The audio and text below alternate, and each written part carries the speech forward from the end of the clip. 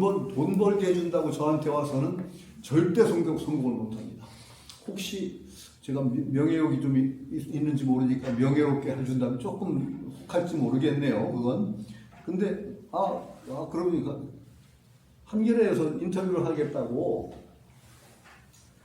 왔어요. 인터뷰를 하기로 했는데 첫 마디가 제가 그럴 만한 인물이 안 되는데요. 그랬더니 한겨레 신문 기자가 이번에 낸 책을 보고 재밌다고, 전혀 모르는 사람인데 그 출판사 연락을 해가지고 송태용 연락처를 달라고 해가지고 출판사에서 연락이 왔어요. 그 송태용 연락처를. 그래서 한겨레 기자가 전화를 해서 그 인터뷰를 하기로 했어요. 왜냐면은 좋은 일이니까 꼭 그냥 책도 얘기도 하고, 또 한겨레 기자가 인터뷰를 요청을 한 거는 아마 제가 이제 임창순 선생님 제자고, 그 EBS에서 주역 강의도 한 넉 달 했던 것도 있고, 그러니까 요거 좀 기사가 좀 되겠다 싶었던가 봐요. 그러니까 임창순 선생님 얘기도 하고 좀 그러면서 책 얘기도 해가지고 인터뷰를 하겠다. 그런데 그건 저는 좀 바라는 게, 우리 선생님 얘기는 해야 되거든요. 우리 선생님 얘기는 제가 못났더라도 우리 선생님 얘기는 계속해서 좀 선생님 뜻도 있고, 거기 또 제가 재단 이사장이기도 하고, 그래서 은혜에서 다음 주에 인터뷰를 한번 할 겁니다. 그래서 매스컴 잘하면 타겠어요. 근데 제가 첫 마디가, 내가 그런 인물이 되나? 뭐 신문에 인터뷰할 인물이 되나? 그랬는데, 그러나 하여튼 영광이라고 생각한다. 내가 한겨레 신문 내 창립 주주거든. 그래도 저 한겨레 신문 만들 때 그 말하자면 좀 그런 거 있어야 된다. 언론도 하도 보수만 있어서, 이게 말하자면 어떤 그 야권의 시각이랄까, 그런 비판적인 시각을 내는 언론이 꼭 하나 필요하다고 생각해서 아마 100명인가 모을 때 아마 내가 들어갔을 거예요. 거기 처음에 표도 안 되고 내가 그러는데, 해직 기사들이 이렇게 모여서 만든 신문이죠. 그렇죠. 뭐 그러니까 여러 경로가 있어요. 한겨레 신문이 해직 기자뿐이 아니야. 그때 어떤 민주를 세력이라고 하는 사람들과 그런 사람들이 결집해서, 언론들이 너무 보수적이거든. 이게 보수 언론에 대한 어떤 염증이 좀 나서, 사실은 우리나라 언론이 참 문제는 문제입니다. 왜냐하면은 조중동이라고 하는 그 언론들이 그렇게 뭐 좋은 측면도 있고 귀한 측면도 있는데 상당히 부정적인 측면도 많습니다. 우선 조중동 자기들은 자꾸 커버를 해서 뭐 민족 언론이 하지만 그거 아니거든요. 그 일제시대, 식민지 시대 한 행태를 보세요. 전혀 민족 언론 아니에요. 그냥 뭐 온갖 짓 다 했지요. 그리고 계속 정권 바뀔 때마다 하여튼 거기에 좀 아부한 그 측면들이 너무 많아요. 그리고 지금도 계속 그래요. 말 바꾸는 거 그건 참 가당치도 않아요. 그런데 우리 국민들이 언론에 대해서도 좀, 정치인에 대해서 엄하게 심판해야 됩니다.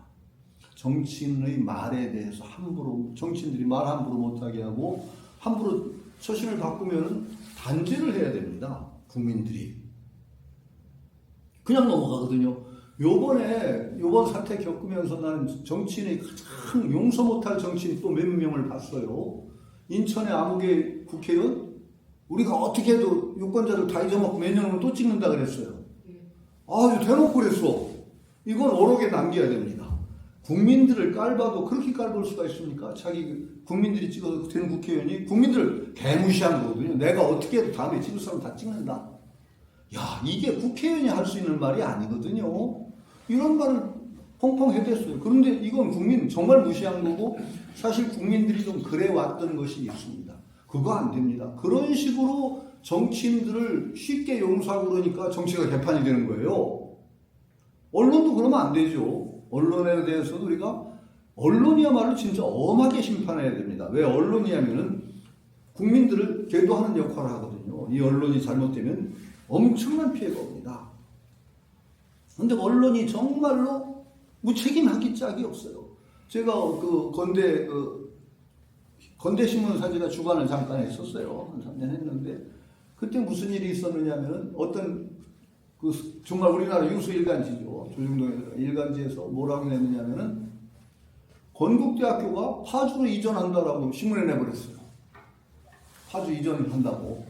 그런데 대학이 지방으로 이전한다고 하는 건 대학의 치명적인 얘기가 됩니다. 대학의 그 값을 팍 떨어뜨리고 엄청난 일. 그런 일이 전혀 없는데 그거 딱 신문에 냈어요. 그럼 건대에서 막 난리가 났지. 내가 신문사주가 아니라 이거 항의해야 됩니다. 사과를 받아야 됩니다. 그랬더니 학교는 또 이게 문제예요. 이런 기관이나 이런 데서 겁을 내요, 언론기관을. 왜? 우리가 그런데 너무 심하게 항의했다가 밑보이면은 계속 언론기관에서 뭐 비리 캐고 뭐 그러면은 이 감당이 안 된다. 그럼 민족 걸리는 거예요. 학교 본부에서. 내가 책임지고 하겠다. 전화 딱 했어요. 그랬더니 이게 아니면 말고 있죠. 적당히 넘어가겠다는 거예요. 아니 뭐 그 잘못된 보도지만 뭐 어떡하겠냐. 당신들 사과 광고를 해라. 크든 작든. 못하겠다. 그래요? 불매운동 들어가겠습니다. 지금부터. 건대신문에 대대적으로 쓰고 불매운동 들어갑니다. 딱 선언했어요. 전화로. 그랬더니 알겠습니다. 그랬더니 바로 고쳤어요. 사과 광고가 났습니다. 제일 무서운 건 그겁니다. 동아일보도 저는 동아일보를 끊은 적이 있어요. 왜 끊었냐? 아니, 그때 보다가 끊었지. 그럼 그 뒤로는 안 보는데. 제가 그 여러 가지 한 일 중에 경주의 고속철 통과를 바로 경주를 관통하게 고속철 설계를 했는데 그걸 안 된다. 왜냐면 경주는 그렇게 뚫고 지나가면 안 됩니다. 그 도시를. 우회하더라도 경주 시민에게는 좀 손해가 될지 모르죠. 우회 밖으로 나가요. 그래가지고 대판 싸움이 붙었죠. 그래서 저희들이 서명을 모은 게 몇십만 서명을 모았어요. 몇십만. 막 제가 서명 받으러 다니고 등산로에 가서 서명 받고 해가지고 그걸 막 올려보내고 결국은 우회를 시켰는데 동아일보에서 보도를 하면서 왜곡 보도를 하는 거야. 경주에서는 그래서 막 항의하고 그 다음에 불매운동하고 나 끊고 그 뒤로 하고 이거 그래서 학생들한테는 저는 그래요. 너희들이 젊은 애들이 부모 졸라서 이거 심판해야 된다. 저는 얼마나 독하냐. 저같이 독한 사람이 있으면 정치인이 함부로 말 못합니다. 저는 약간 진보적인 성향을 가졌는데 김영삼, 김대중 씨를 한 번도 찍은 적이 없습니다. 아니 그 전에는 모르는데 왜? 김영삼, 김대중 씨가 그때 국민들이 만들어준 기회에 단일화를 못해가지고 노태우 정권으로 이어졌어요. 문민정부를 계속 못하고 결국 군사정권의 연장선을 만든 게 김영삼, 김대중 씨가 그때 단일화만 했으면은 그냥 되는 거예요, 누구든지. 두 사람이 단일화를 못해서 하도 화가 나가지고 저 인간들을 내가 용서 안 하겠다. 선언했어요. 그대로 다시 안 찍었죠. 그때 정치인 세 사람을 내가 용서 안 한다고 찍고서 안 찍습니다. 그 한 사람은 여기서 얘기했어요. 이인재 씨. 정말 토할 뻔했어요. 이인재 씨 때문에. 그 양반은 딴 건 몰라도 박정희 씨하고 닮았다는 그 하나 가지고 인기가 치솟았어요. 그런데 나중에 인터뷰를 하는데 저는 그분과 키까지 똑같습니다. 그러는데 정말 토할 뻔했어요. 지금. 근데 그분이 당적 바꾼 게 얼마나 많은지 기네스북에 올랐대요. 기분이. 근데 제가 용서하는 건 그것 때문이 아니고 당에서 대통령 후보를 경선을 통해서 선출하는데 승복을 하겠다고 약속을 하고 경선에 자기가 떨어지니까 탈당해서 따로 출마했어요. 저 인간은 용서 못한다. 그건 야합이죠. 야합도 아니고요. 이거 정치라는 거는 신의가 있어야 돼요. 아무리 그래도 자기가 약속한 걸 그렇게 말하고 경선에 승복하고 나가서 따로 출마해요? 이건 정치란다. 그런 사람, 자기 이익을 위해서 그런 것도 못 지키는 사람이 대통령 후보로 나왔다는 것 자체가 창피한 거예요. 그건 정말 창피스러운 거죠. 정치인으로 가장 기본을 안 지키는 사람이 대통령 후보로 나와요? 그건 얼마나 국민으로 부끄럽습니까? 저는 그런 거 용서 못합니다. 저는 대놓고 글을 썼죠. 많은 사람이 읽은 책은 아니지만 거기다 용서 못하는 세 사람을 내가 이렇게 정했다고 해서 글까지 써버렸으니까 증거가 있지. 내가. 그러니까 우리 국민들도 그런 발언, 국민을 그렇게 졸로 보고 내가 어쨌든 간에 찍을 사람 나중에 다 잊어먹고 다 찍는다. 이건 국회의원이 정말로 해서는 안 될 바랍니다. 이건 국회의원 자격이 없습니다. 혹시 그런 사람 된다고 하면 저 낙선운동 하러 다닐까 봐요. 근데 우리가 좀 그래야만 나라가 좋아집니다. 괜찮은 정치인들이 선출이 되죠. 그렇게 그냥 쓰레기 같은 짓을 하고서 뻔뻔하게 계속 대통령을, 아니 뭐 대통령이라고 표현하고 이러면 우리가 책임이에요. 제가 말씀드렸죠. 저는 대통령에 대해서 지냈던 사람이 마음에 안 들든 간에 이름 부르면서 욕하지는 않습니다. 하다못해 뭐 전두환 씨라고 하지, 전통이라고 하지, 두환이 뭐 이런 기준은 안 해요. 저는 그런 적이 없어요. 왜? 내가 안 뽑았다고 해서 우리 국민이 뽑은 사람을 마음대로 욕하면 안 되는 거예요. 왜? 우리잖아요. 우리 국민이 함께 뽑았잖아요. 그럼 그걸 갖다 막 개 이름 부르는 건 우리 국민 전체에 대한 욕이라고 저는 생각해요. 마찬가지예요. 우리 국민들이 뽑았기 때문에 우리 국민들 책임입니다. 어느 정도는.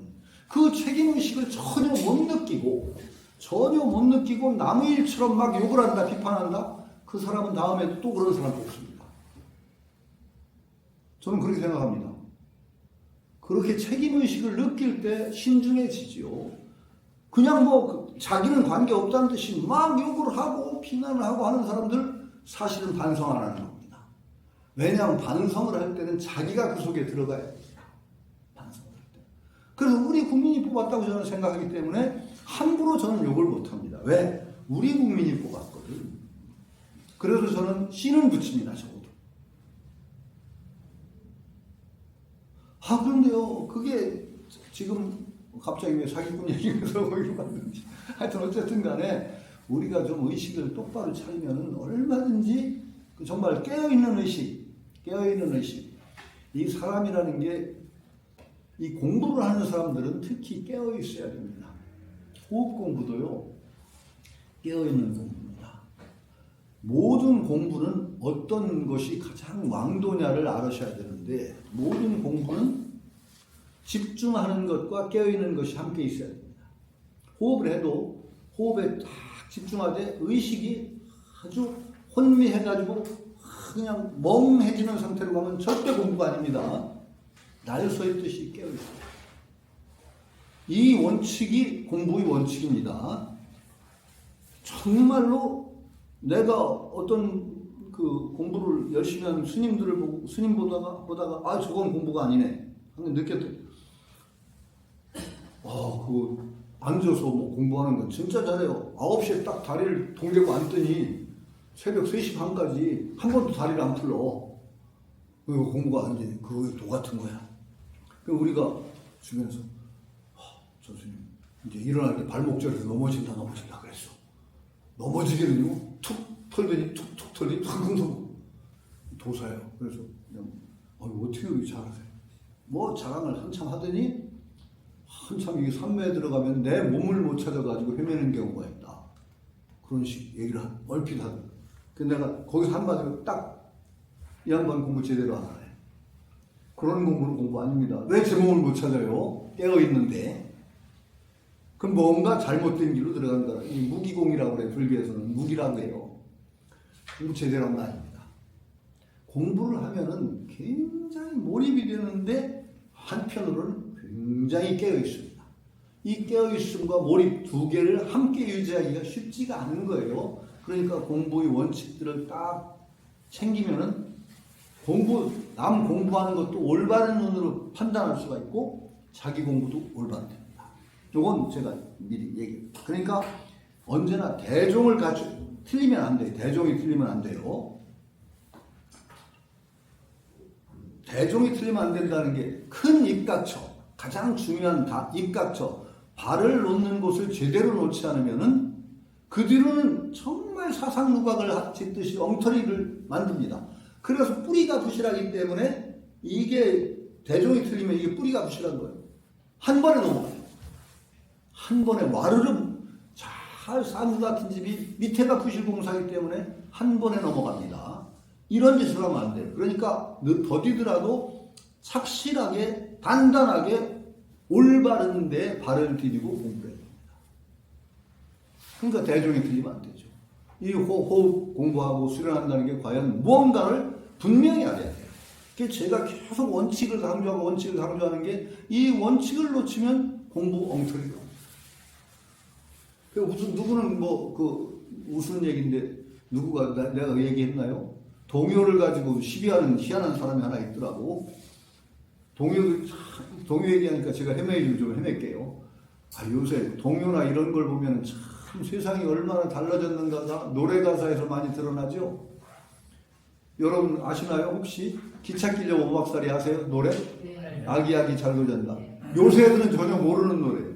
칙칙폭폭이 어딨어. 칙칙폭폭 기차 소리로나 해도 아기아기 잘 놀잔다? 무슨 기차가 요새 칙칙폭폭이 있어요? 그런 노래는 이제 완전히 후세대의 노래예요. 맹이 소리 시원한 시냇가에서 우리 엄마 빨래 소리 토닥토닥. 그런 노래 아세요? 포플라 그늘에서 내가 부르는 노래소리 장단 맞춰 토닥토닥. 우리 시냇가에서 무슨 빨래 소리가 나. 우리 엄마 빨래 소리 토닥토닥. 이건 애들은 전혀 모르는 거예요. 제가 아주 감명 깊었던 그 동요 있잖아요. 퐁당퐁당 돌을 던지자. 누나 몰래 돌을 던져. 냉무라 퍼져라 멀리 멀리 퍼져라. 건너편에 앉아서 나무를 치르시자. 우리 누나 손등을 간지러줘. 이건 도대체 요새 애들은 무슨 냇가에서 나무를 실어? 이게 무슨 소리인지 모르지. 그런데 그런 동요 가운데 그런데 그건 정말 고쳤으면 옛날에 아주 걸렸던 동요인데 이건 아무리 이런 동심을이라도 이건 안 된다. 그런 동요 가사가 있었어요. 산에는 산에 사는 메아리. 네. 언제나 찾아가서 외쳐 부르면 반가이 대답하는 산에 사는 메아리. 벌거숭이 우리 산엔 살 수 없다고 갔다오. 산에다 나무를 심자. 그렇죠? 네. 메아리가 살게 심 나무를 심자. 이 노래는 전혀 애들한테 가르치면 안 되는 노래입니다. 금방 거짓인 게 드러나요. 나무가 없으면 메아리가 더 잘 어울립니다. 뭔 소리예요? 그렇죠. 벌거숭이 우리 산에 살 수 없어 갔대요, 메아리가. 그런 빤하게 애들도 불러보면 아는 걸 갖다가 동요 가사로만 들은 건 말이 안 되죠. 이건 아무리 동심이라고 해도 이런 동요는 안 됩니다.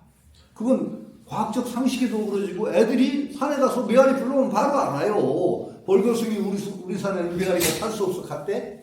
그런 거짓말이 어딨어. 바로 아는 건데. 벌거숭이 산이 없어서 신호 못 해봐서. 아이고 벌거숭이 원래 나무가 많으면 소리가 흡수가 돼서 메아리가 다 잘 안 울려요. 산에서 메아리 없어요. 잘 안 울려요. 벌거숭이는 과학적으로도 번질번질하기 때문에 소리가 난 바로 반사가 돼서 메아리가 더 잘 살아. 그러니까 그건 말이 안 되지. 그런데 그런 가사 중에 하여튼 어쨌든 간에 그런 것이 있어. 온 세상 어린이가 하하하 웃으면은 그 소리 울려 퍼지네 달나라까지. 앞으로 그런 노래예요. 온 세상 어린이가 지구는 둥그니까 자꾸 걸으면 온 세상 어린이를 다 만나고 오겠네.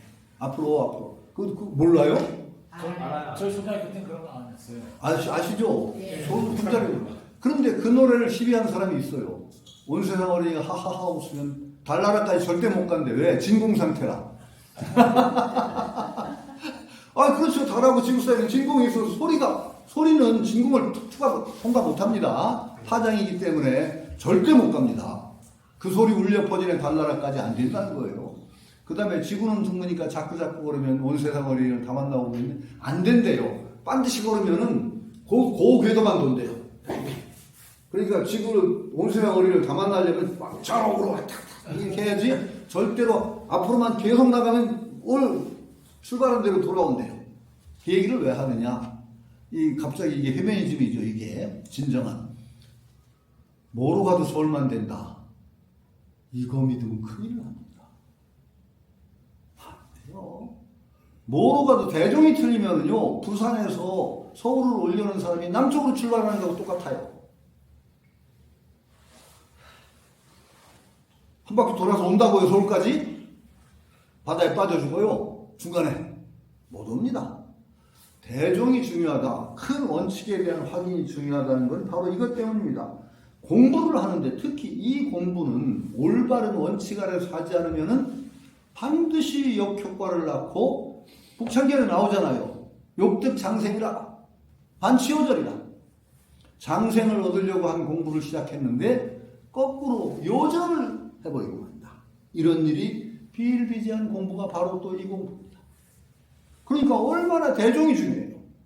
그러니까 제가 계속 강조는 여기도 뭐 내가 얘기한 거 써붙이기도 했던데 뭐 몇 가지 원칙 여기도 써붙였대. 예. 저는 그건 큰 원칙이라고 생각해요. 나는 법무부시한테 직접 들은 얘기고 절대로 서둘면 안 되고 정말로 그 원칙 그것만 잘 지켜도 큰 병이 안 나요.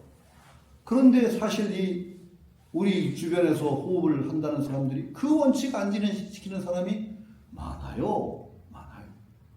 사실 그런 사람 가까이도 있어요. 요번에 사법연수 할 때도 사법들을 모아서 제가 철저히 강조한 게 그거예요. 어떤 정해놓고 얼마 만에 몇 분 호흡시키겠다는 그런 소리는 연정원에서는 죽어도 안 한다. 여기 호흡학원 아니다. 오히려 빨리 성취를 이루려고 하는 사람이 있으면 천천히 하라고 권하는 채가 됐으면 좋겠다. 사범들도 이제 뽑히고 나니까 이제 열의가 생긴 거야. 그래가지고서는 뭔가 좀 그 호흡을 지도해가지고 빨리 성취를 이루게 하는 것을 좀 얘기했으면 좋겠다는 의견들이 좀 있었던 것 같아요. 그래서 제가 단단히 그 못을 박았어요. 절대로 호흡 공부라는 건 천차만별이다. 공부를 하다 보면 천차만별이 뒤 늦은 것 같은 사람이 앞지르는 수가 또 많아요. 앞섰던 것 같은 사람이 꼭 절대로 서둘지 마세요.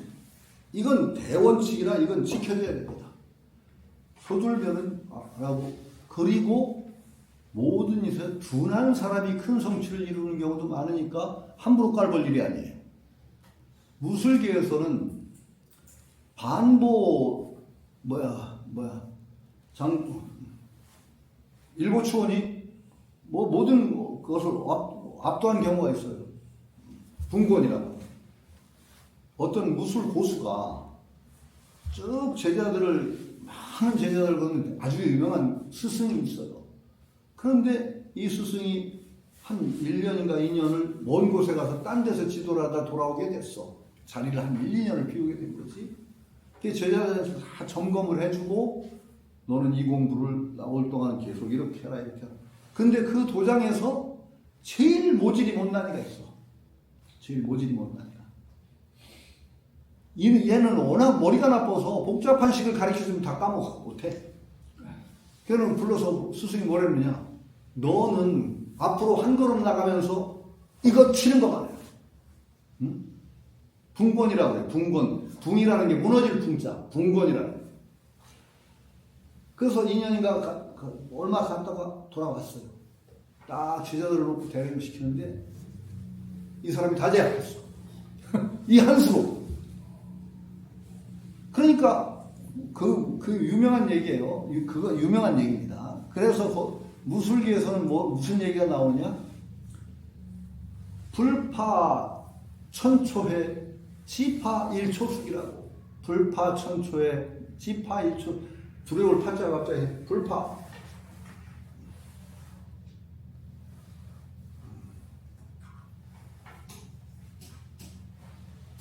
갑자기 파자가 이거 갑자기 이게 이게 뭐야?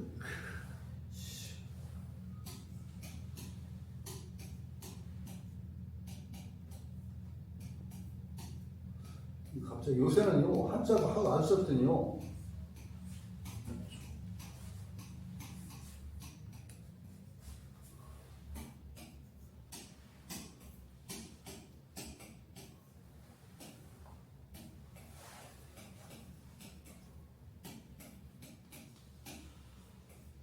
원래 있는 문자니 내가 어떤 무술자한테 들은 게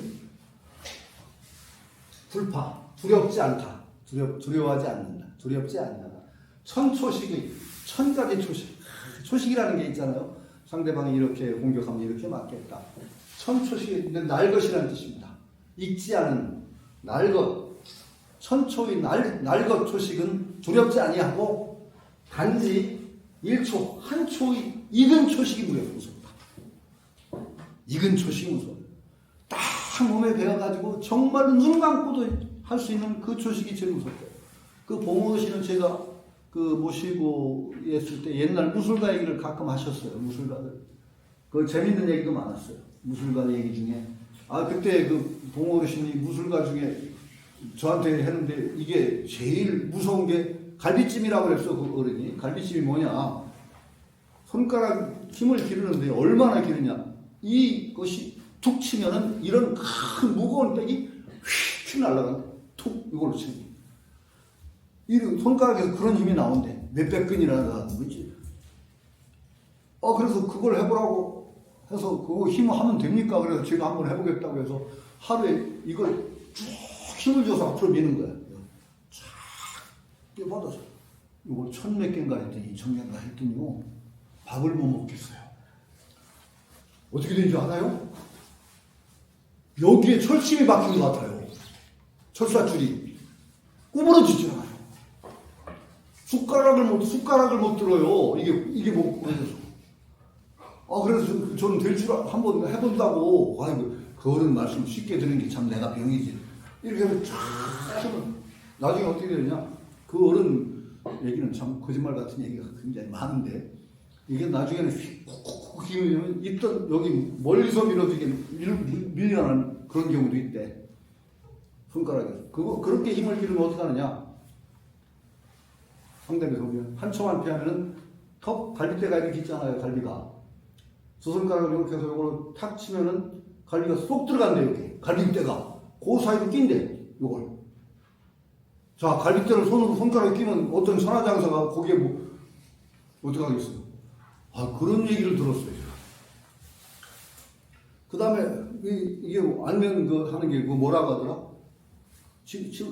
하면은 그냥 들어가면 닦아서 여기 가서 이게 닦으면 손가락 눈 옆에를 탁 치면은 천하고서 발라는 거죠. 탁 올려치면은 귀신 같은 거가 된다. 어떤 자세에도 탁 치면은 여기서 딱만 여기. 그럼 뭐 천하고서 발랑발랑 나진다 그런 얘기를 들었어요. 그러면 지풍이네요. 예? 무협의 지풍이요. 지풍 같은 거죠. 그런데 그러면서 이 얘기 이제 옛날에 무술인들이 할 때 대부분은 이제 기본 초식을 가르쳐 준대. 기본 초식을 가르쳐 주고서는 한 가지 초식을 죽어라고 시킨대. 우리 법이 그랬대, 무술은. 어떤 사람은 잡아채는 것만 배운대.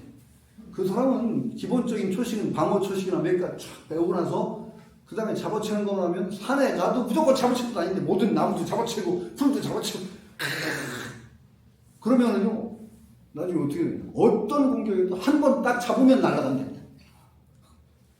이렇게 말씀을 하셔서 내가 아주 감명 깊게 들었어요. 그러면서 그 중에 재밌는 얘기가 있었어. 오늘은 왜 이게 노션을 하고 그러냐.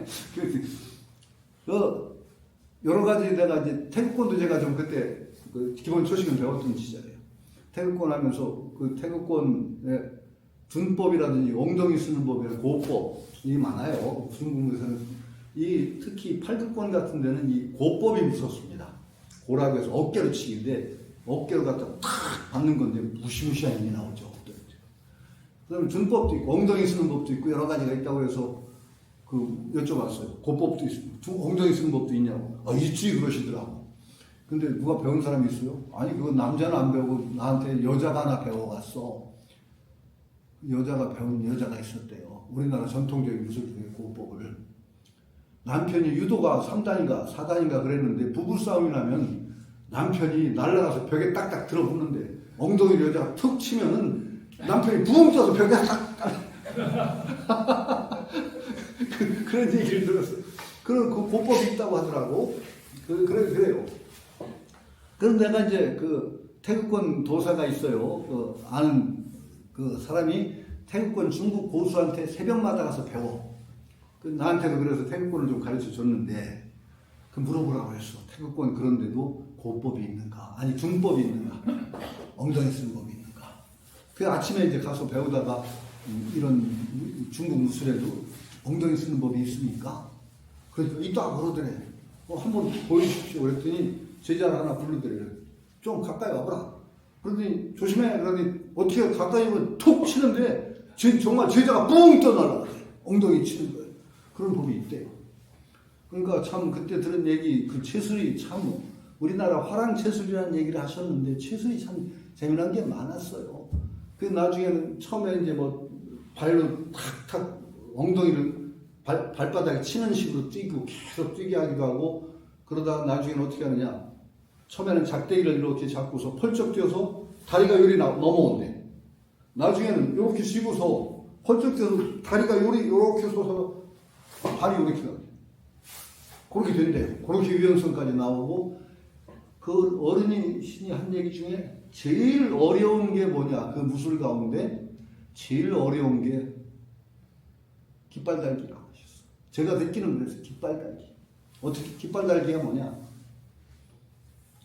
장대를 자기가 짚고 장대를 딱 세우면서 자기가 깃발처럼 옆으로 한 장대 두 개도 아니고 장대를 딱 짚으면서 자기가 옆으로 깃발이 돼서 달리네. 이건 진짜 어렵다 그러셨어. 진짜. 이렇게 쓴다는 얘기. 예. 자기가 장대를 짚고 장대를 짚으면서 자기가 깃발을 달리. 이런 최술의 그것까지 있다고 하셨어.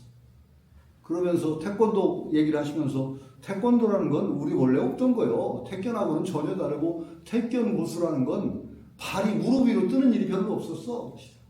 태권을 한다는 사람은 발이 위로 뜨면은요, 진짜 고수한테 걸리면 착살 안 돼요. 위로 뜨는 다리에 걷어치면 그냥 그러니까 태권 고수는 막 밑에 탁탁탁 차는데 그냥 날랐대요. 뭐 그런 얘기를 하시는 얘기를 많이 들었죠. 하여튼 그래요. 그러니까 이게 무슨 얘기냐? 순일한 게 중요해요. 순숙한 게. 하나의 공부라도 정말로 밀밀 몇 년 딱 맞추는 것부터 정확하게 거기서 공을 쌓잖아요? 그게 오래 가요. 그래가지고 나중에 공부를 하는데 이것이 힘이 돼가지고 처음에 늦을지 몰라도 나중에 쭉 나가게 하는 그런 힘이 나오는 거예요. 함부로 그러니까 서둘러 하라? 너 빨리 한다? 자랑할 일이 아니란 말이죠. 자기가 늦더라도 그러니까 거기에 기죽을 것도 없고 튼실하게 해나가다 보면은 나간다는 거죠. 이 굉장히 중요한 것들을 우리는 확인해야 되고, 그 우리가 기본적으로 늘 얘기하죠. 옛날 세상과 지금 세상은 엄청나게 달라요.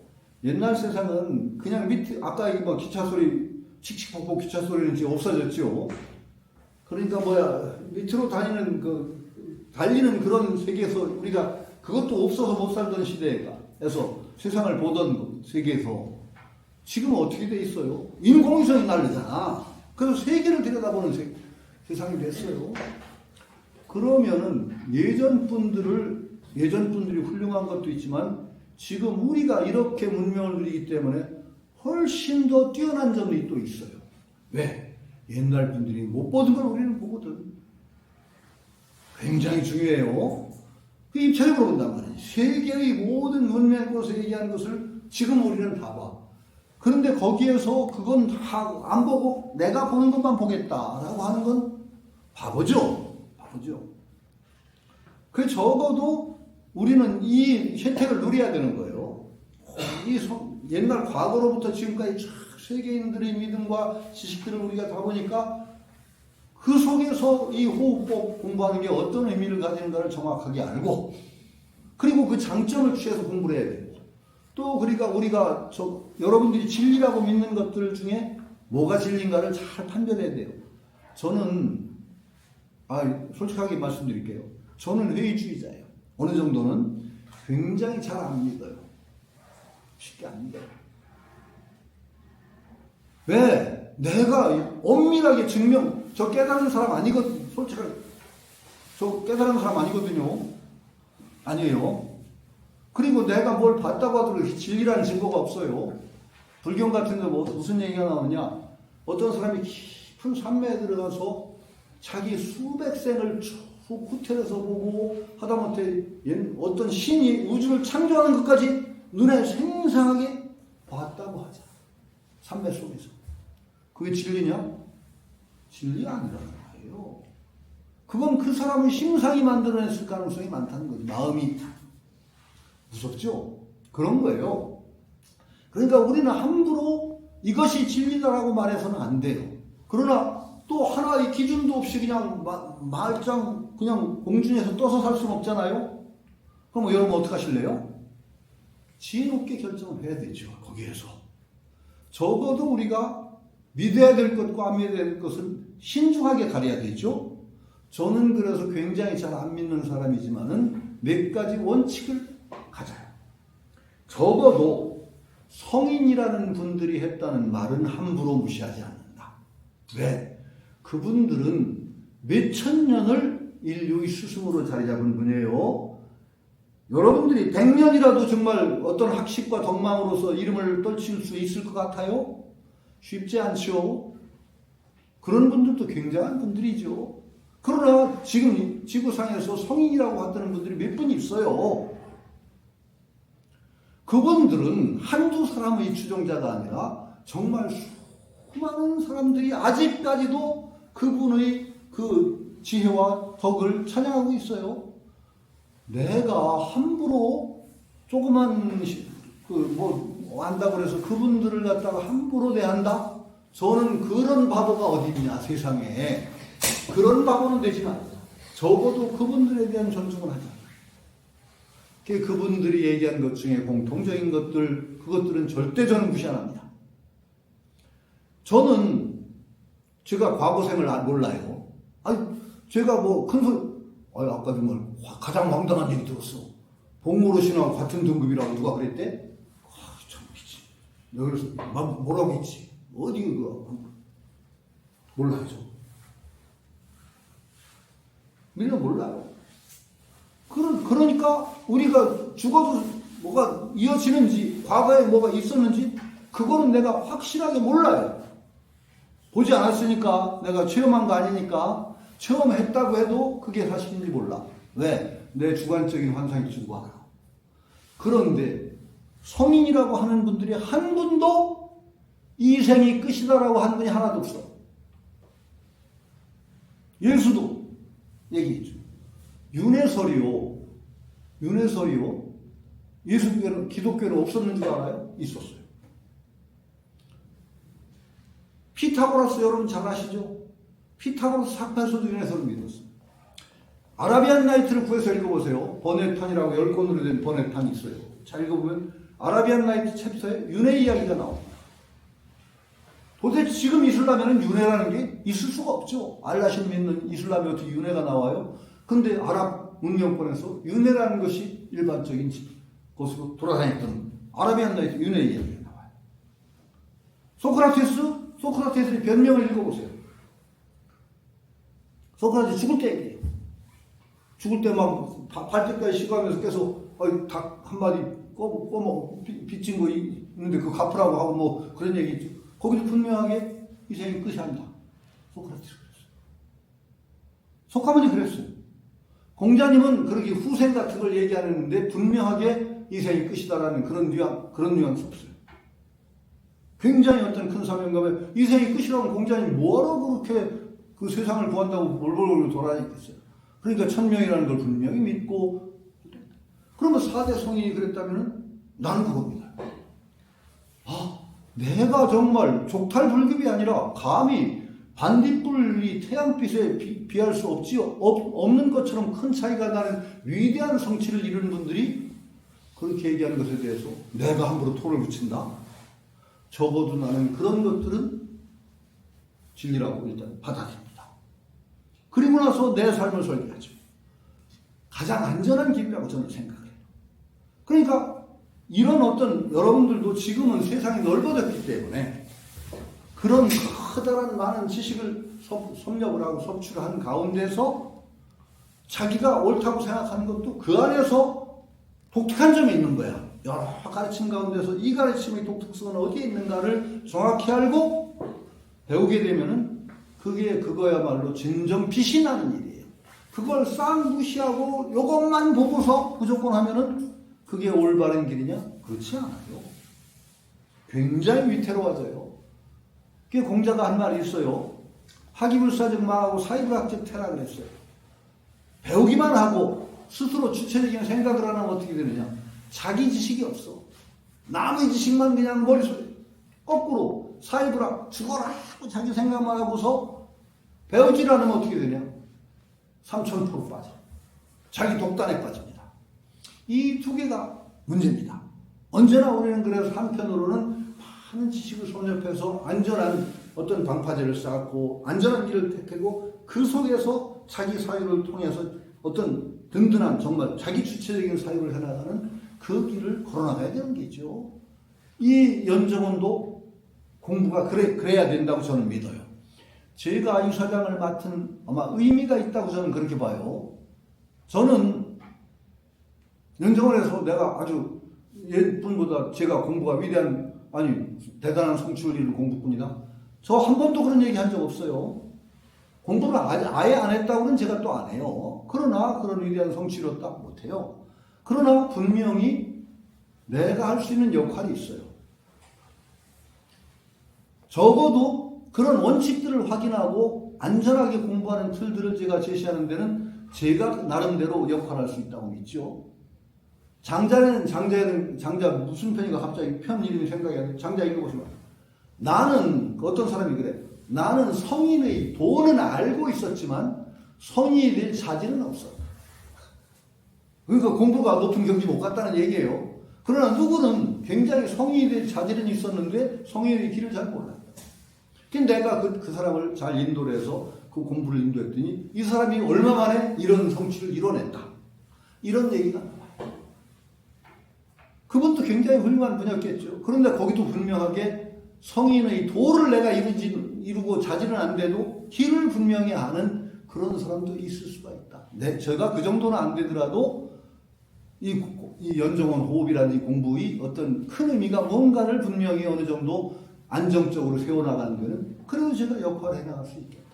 어떤 규관이라고 하죠. 정말 하나만 보고서 그 전체적인 균형 감각 없이 그냥 그걸 추구하다 보면 굉장히 위태롭고 한 군데 매몰되는 공부를 할 수가 있다. 그런 공부는 우리가 하지 말자. 저는 계속 그런 주장을 하는 겁니다. 자, 오늘은 완전히 헤메이즘으로 갔는데 사실은 의미 있어요. 네. 여러분 정말 조심하시다. 특히 이 연정원 공부가 위태롭습니다. 왜 위태로우냐? 이 공부가 잘못하면 편격하게 됩니다. 치우친 공부가 되기가 딱 좋아요. 이 공부가 가장 효과가 빨리 나옵니다. 딴 공부보다요 훨씬 빨라요. 호흡 수련이요 정말 굉장히 하면은 금방 효과가 나올 수 있는 사람 금방 나와요. 그런데 그렇기 때문에 위태로워요. 그래서 정말 균형 감각을 가지고 큰 전체적인 시각 속에서 차분하게 해나가지 않으면은 이상한 요괴 생산하는 공부가 돼요. 요괴 생산자. 그러지 말자. 그렇죠. 그래서 제가 계속 경계합니다. 오늘 몇 장 할 차례죠? 27장? 27장이요. 예? 27장이요. 27장. 자, 원문을 읽겠습니다. 선행무철적, 선언무하적, 선계 불용주책, 선태 불관첩이 불가계, 선결무승약이 불가해, 시성인 상선구인 고무기, 상선구물 고무기물, 시승명 호선인자 불선인지사, 불선인자 선인지사. 자, 불귀기사 불애기자, 수지대미 시위용요. 아주 재밌는 구조죠. 선행무철적, 선행무철적. 이제 여기서는 행이라고 하는 건 우리가 기본적으로 넓은 의미로는 실천하는 것을 행실을 전부 행이라고 하지만 여기서는 굉장히 좁은 의미로 쓰인 겁니다. 행자는 제가 계속 제 강의 듣는 분은 알죠. 행자는 네거리를 그린 겁니다. 행자가 네거리입니다. 그래서 이것을 행으로 네거리가 이렇게 되는 것은 요것이 요게 되고 요것이 요게 된 겁니다. 요것이 요게 되고 요것이 이렇게 된 거예요. 글씨가 행자가 네거리를 그린 글씨가 이제 이렇게 되죠. 그래서 그 거리라든지 그런 걸 상징하는 한자는 전부 행자가 들어가요. 간다는 뜻이 아니고 원래 거리라는 뜻이에요. 거리를 다니다 보니까 이게 다닌다는 뜻이 됐죠. 그래서 거리 가짜는 여기다가 이걸 넣으면 거리 가짜가 되고, 뭐 그래서 거리라는 뜻입니다, 기본적으로. 근데 이제 그 일본어는 이게 행입니다. 아니, 초서로 쓰면 이 행자를 이 초서로 쓰면 이렇게 씁니다. 그 일본어 라리루레로의 리가 이게 단일 행자를 초서로 쓰는 게 이렇게 됩니다. 재밌죠? 초서 얘기했지만 일본 초서 중에 이 초서 이 무라는 거 아시죠? 일본 공부. 이건 참 초서는 어려워. 무술이라는 무자입니다. 무자가 초서로 되면 이렇게 씁니다. 이해가 안 되죠? 저기도 초서 많죠? 저기 그 동무 어르신이 쓴 그 행자 거기는 초서 저 두 번째 줄에 첫 번째가 행자거든요. 근데 이렇게 하는데 거기 이렇게 쓰는데 그 봉오시를 치게 하는 요거 한 번은 더 꼬아주셨네요. 행자 두 번째자, 첫 번째자 행자. 글씨 정말 잘 쓰세요. 쓰세요. 네? 글씨 정말 잘 쓰세요. 아니요 그렇게 함부로 그냥 봉오르신이라고 추이면 악필이에요. 여기 있는 이들은 차이가 확 나는데요. 아이 악필이에요. 봉오르신이요 서해 한 사람의 입장에서 보면요 절대 잘 쓰는 것이 아니에요. 근데 이게 망설이지 않고 그냥 아니 그냥 쓰시니까 네. 보면 잘 쓰신 것 같은데 네. 서해하는 입장에서 보면 정말 잘 쓰는 것이 아닙니다. 그 선생님 그 봉어르신 글은 정말 어떤 특히 한글 같은 건 남이 알아먹기 힘들 정도의 악필이에요. 그러니까 당신이 인정하셨어. 나 글씨 악필이야. 그러니까 저건 그런데 전부 갖다가 초서와 행서를 막 뒤섞어 쓰셔서 정말로 그 알기 힘들죠. 백행 개원어효. 뭐 효자도 저 초서로 쓰신 거고 효도 효자가 저렇게 돼. 밑에 내가 번역해 놨더니 적어 놓으셨대. 예. 여기 적어 놓으셨으니까 이거 한자로는 번역해 놨는데 써놨는데 해서로 요걸 번역까지 해야죠. 100가지 행실은 모두 효에 근본을 한다. 뭐 이런 식으로 해서 저기 중간에 가장 알기 어려운 게 초서 다 어느 정도는 짐작을 하는데 있을 제자를 이렇게 쓰면 있을 제자 이렇게 쓰면 이게 있을 제자입니다. 있을 제. 그 다음에 행자는 그래도 한번 이렇게 해주셨네. 그 다음에 효자. 이 효자, 이게 효도 효자를 이렇게 써요. 효도. 아, 저 이상한 진짜 효도 효자네요. 네. 아니불자를 초서 쓰면 이렇게 씁니다. 그리고 줄자, 아니불자. 뭐 요런 것들은 난 초서돼가지고 이 제자 이렇게 쓴 거 제자. 효자가 무슨 말했더니 이를 지자를 이렇게 씁니다. 이런 것들은 다 초서인데 초서는 따로 배우지 않으면 몰라요. 이런 것들이 있죠. 이게 아이우의 오자 백행 개원어효 이게 뭐냐면 어자 있죠. 어를 초서 쓰면 이렇게 쓰고 일본어의 아이우의 오입니다. 어자가 장소격 이렇게 씁니다. 효도 효자는 저렇게 쓰고 요게 모르는 거 효자들은 밝은 염자 같은 건 뭐 할 수 있는데 그건 이제 초서를 좀 알아야 되죠.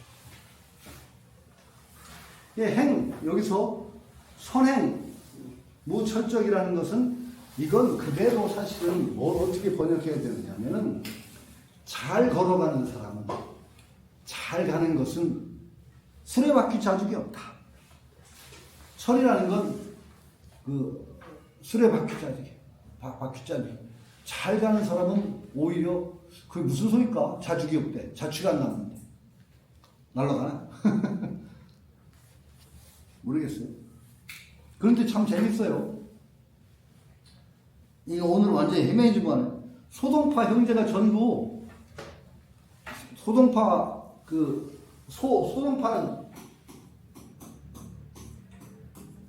소식 동생은 소철입니다. 소철. 소식. 동파육, 소동파 먹어서 네? 동파육이라는 게 사실인가요? 아 맞아요. 인간 머리에 이거는 이, 네, 아. 고기 때 이게 항주가? 안에 그 홀을 한 거예요. 네? 위에 합친 거예요. 네. 아니 갑자기 요새는 하여튼 무에 합쳐서 네. 갑자기 요새 헷갈리죠. 아 요렇게 인수하 하유소랑 상해천 상해천당 하유소 이거 참 전부 전체 삭제. 상해천당하고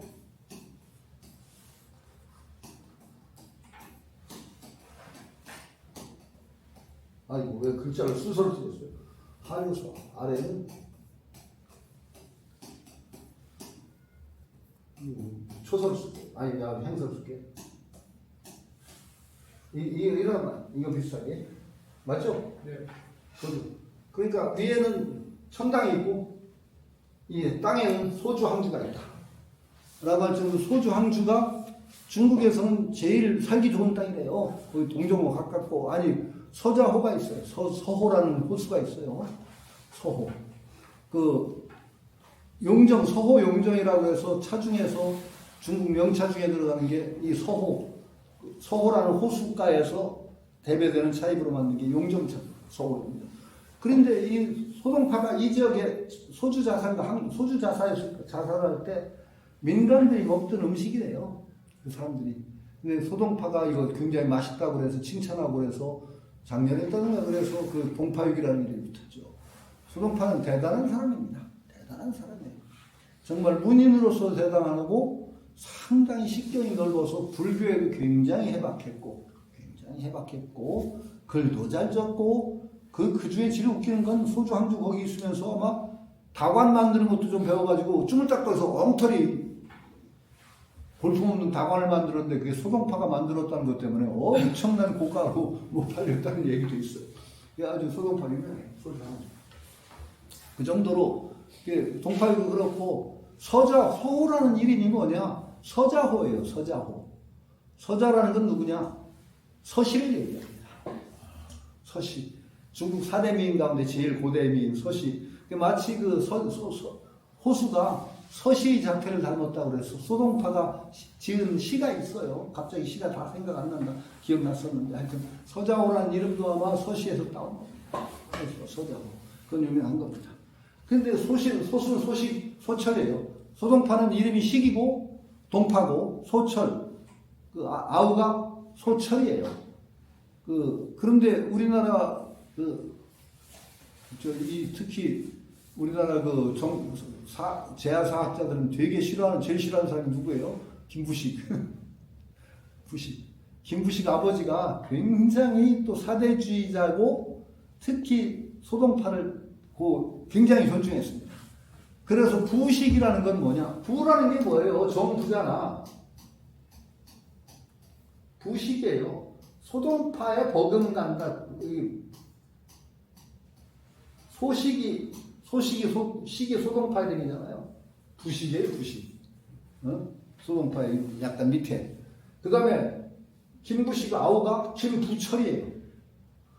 소동파 형제가 소순, 소식, 소철이 아버지가 소순, 부식 아니 그 다음에 소동파 아우는 부철이에요. 바로 지금 여기 나온 철.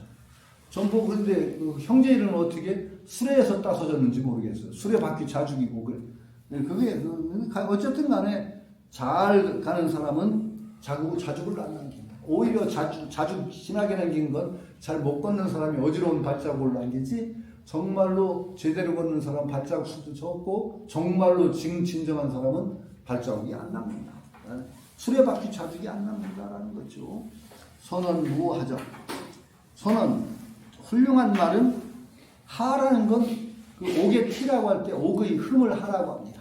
하적이라는 건 적이라는 건 꾸짖는다는 말이고 흠이나 꾸짖을 일이 없다.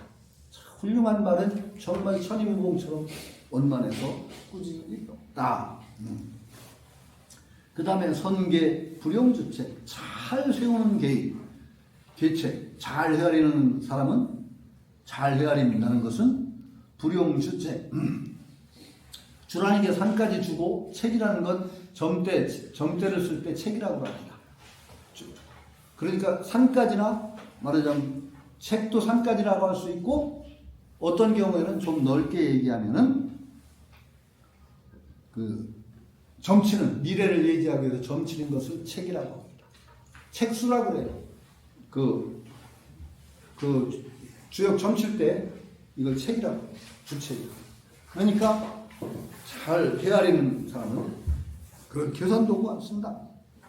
선패, 무, 관이라는 건 뭐예요? 관문이라고 해서 닫아 건다는 원래 뜻이 있고 닫아 거는 관문, 이것을 관이라고. 관. 첩첩이라는 건 빗자입니다. 그러면서도 불가와. 이렇게 열 수가 없다. 그건 진짜 그래요. 이건 상당히 비유적인데 쉽게 이해는 안 되지만 그럴듯하죠. 그러니까 이거 얘기하니까 정말 요건 전혀 딴 얘기인데 가장 못난 성주가 성을 다스릴 때 내대문을 쾅쾅 닫아 걸고 사람 통행을 엄격히 통제해가면서 그 속에서 자기가 왕노릇을 한대. 가장 훌륭한 성주는 사대문을 활짝 열어놓고도 지킬 거 다 지킨대. 못나면은 겁이 나. 밖에 뭐가 들어오면. 그래서 내대문을 꽉 닫아 걸고 자기 백성들 뭐 정말 정보 통제하고 그러면서 그 속에서 뭔가 닫아 걸고 하는 거지. 그러나 훌륭한 성주는 사대문을 활짝 열어놓고 모든 사람 왕래해도 백성들 다 지킬 거. 그러니까 오히려 그 속에서 지킬 걸 지켜야 그게 잘 닿는 거지. 잘 닿는 거지. 근데 그걸 생각하니까 갑자기 이거 국제적인 발언을 자꾸 해서 안 될 것 같은데 중국이 지금 걱정해요. 중국이. 선패를 하는 게 아니라 중국 지금 엄청나게 닫아걸고 있거든요. 이게 말하자면 중국에서 뭐가 일어나는지 우리가 잘 모릅니다. 그리고 중국 사람들도 잘 몰라요. 왜냐하면 우리처럼 통신을 다 통제를 합니다. 지금 중국은. 카톡 같은 거 못 들어갑니다. 거기 가면 안 통해요. 이게 독재잖아요. 통제죠. 그런데 그렇게 이게 말하자면 노자식으로 보면 그건 선패가 아니에요. 잘 닫는 게 아니에요. 정말 잘 닫는 것은 그렇게 닫아걸지 않아도 지킬 걸 다 지켜서 막을 수 있어야 되는데 지금 철저히 통제거든요. 지금 저 얼마 전에 무슨 화재가 났죠? 저기 저 동남아에 큰 화재. 네. 뭐지? 건물 무너졌죠. 미얀마. 그런데 왕창 무너진 건물이 중국이지. 네, 태국. 중국이 지금 건물만 왕창 다 무너졌어. 큰 건물. 근데 바로 그게 뜨다가 중국 정보망에는 다 걸려서 싹 통제가 돼서 중국 사람들 안 죽어. 중국은 또 바로 통제를 했어요. 자기 나라가 지은 건물이 왕창 무너졌다는 것도 통제를 해서 중국 모르게. 무섭죠. 예를 들어서 지진 났을 때 얼마나 죽었나 몰라요. 거기서 중국에서 공식적으로 발표를 하죠. 보통은 그 2배를 잡습니다. 많은 사람들.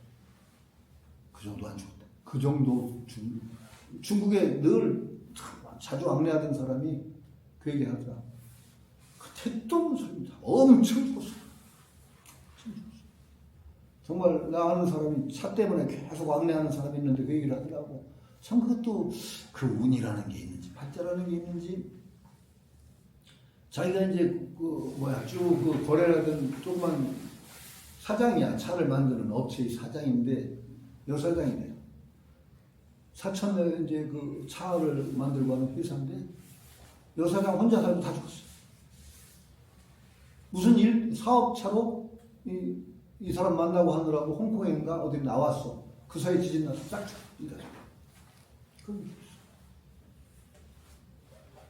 그리고 엄청난 그 죽음이 그 중국 발표는 그 도저히 못 믿겠다고 하더라고요.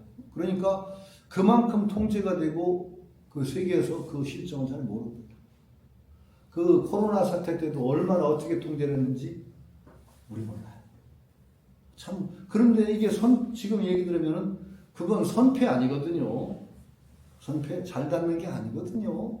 결국은 터질 겁니다. 봉고르신 얘기가 가끔 자꾸 생각이 나요. 생각이 나는 게 우리나라 통일이 가장 눈앞에 다가올 때 가장 중요한 사건이 중국이 거의 혼란 상태에 들어가서 내전 비슷하게 된다. 이 말씀을 난 분명히 들었거든. 분명히 들었어요. 이건 뭐 여러 사람이 들었겠지. 이게 중국이 지금은 아직 끄떡 없어요. 근데 워낙 잘 닫았거든. 아니 워낙 잘 닫는다고 생각하고 그때 이제 터질 만한 사태들이 여러 번 있었는데 가장 조짐 있는 게 천안문부터요. 근데 그게 끝난 건 아니잖아. 배제해 있는 거지. 내재 있죠. 그러니까 문제지. 이게 폭탄을 갖다 콱콱 지금 눌러놓는데 눌렀던 게 터지면 더 크게 터질 가능성이 있어 저는 걱정이라는 거예요. 남의 나라를 터지라고 비는 건 잘못이에요. 그건 비극이지. 그러나 저렇게 하면 어떡할까? 난 걱정이 돼 죽겠어요. 그 많은 인구 가진 나라가 터지면은 정말 주변이 엄청날 거거든요. 지금 그러고 또 미국 저 나라가 왜 저러고 있는지 나 좀 저 트럼프는 완전히 깡패돼요. 완전 깡패야. 아니 어떻게 그래? 국제관례상으로 그래? 남의 나라를 갖다 자기 주라고 얘기를 해. 이런 깡패는 어디서 나온 거예요? 미국 대통령 그래도 되나요? 카나다를 갖다 자기 몇 번째 주라고 그랬죠? 그린란드였다. 그린란드 가서. 그런 소리 했어요. 그러니까 참말로 이게 미국의 국격 자체가 완전히 떨어져 버렸어요. 국격이 떨어진 거야. 큰 나라일수록 오히려 자기가 힘이 있는 사람일수록 조심해야 될 거예요. 조심해야 돼요. 이건 그래서는 안 되는데 힘을 가지고 그런 짓을 하면은 나중에 역풍을 맞습니다. 저는 결코 그렇게 쉽게 힘 가진 자가 저렇게 해가지고서 지가 좋을 것 같지가 않아요. 이 선태 나오니까 그래요. 선결, 잘 묶는 것은, 그러니까 잘 묶어 놓으면이라는 게 잘 묶는다는 것은, 잘 묶으면, 잘 묶는다는 것은 무승약, 밧줄이나 약도 밧줄이에요. 약도 밧줄이에요. 불가해.